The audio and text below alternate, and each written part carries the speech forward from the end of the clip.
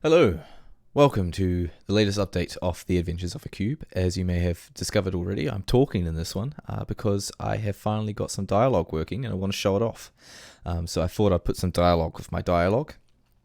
First things first, the only other change since the last update is I've now got a little cursor here. Because, as you see, when you walk over to this monkey, he asks if I can click on him and it goes blue and changes the cursor. And this will also turn off me shooting things, which is kind of handy because you don't want to go shooting the people you're talking to, do you? So this guy's a floating cylinder. He's asking what do we want and is giggling away. This torus here moving around in a triangle. So I've got to make a design decision with this. It's because I can't read that thing's moving too fast for me to read. So I've got to either decide to have all objects that talk to be absolutely still or find a way of slowing down the text box and making it readable like that. And over here I have little baby Cone going, please don't hurt me. And here's our father Cone saying, the cube. It is here to read what I have to say. Will my dialogue fit in the box though? So we now can go into some branching dialogue. So I have done a little example that I've been testing with. And if we click in, there are 27 different dialogue options that will come up in this dialogue tree, and they loop back on each other's, they restart at certain points, and do all these crazy things for me to make it as difficult to do as possible, because I just don't like having free time, is essentially what it is.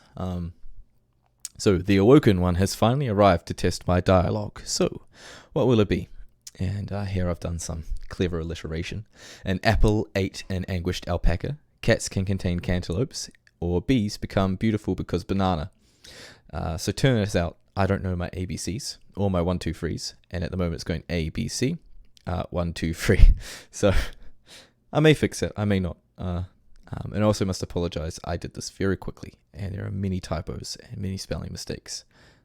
I do consider myself a just below average speller, so this is just pure laziness.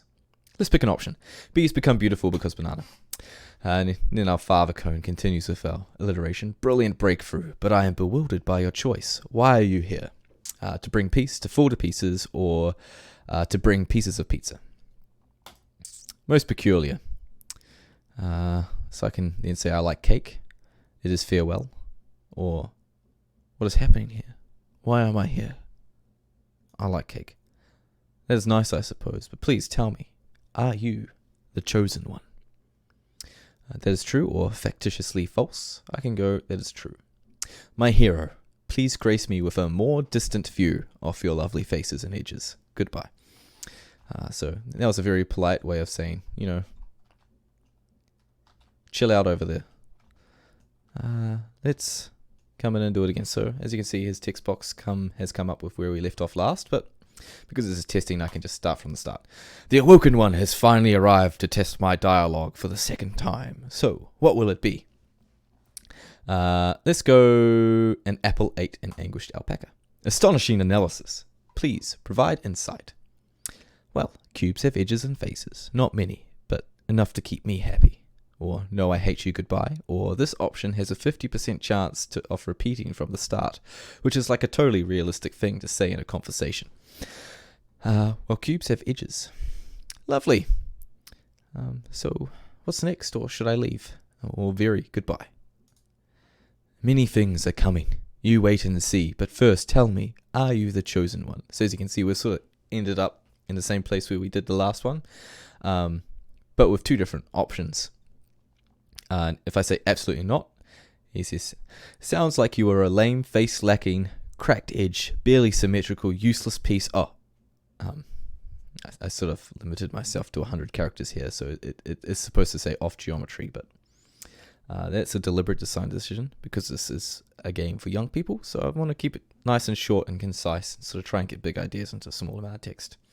Taking a leaf out of Twitter's book or texting. Let's try again. Cats can contain cantaloupes, consequently catastrophic. Response. I can't believe it. Are you okay? It's true, the world is ending. Run for your life. Or, I'm sorry. Are you okay?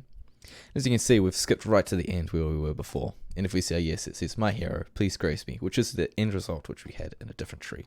Let's try again. An apple. No, I hate you, goodbye.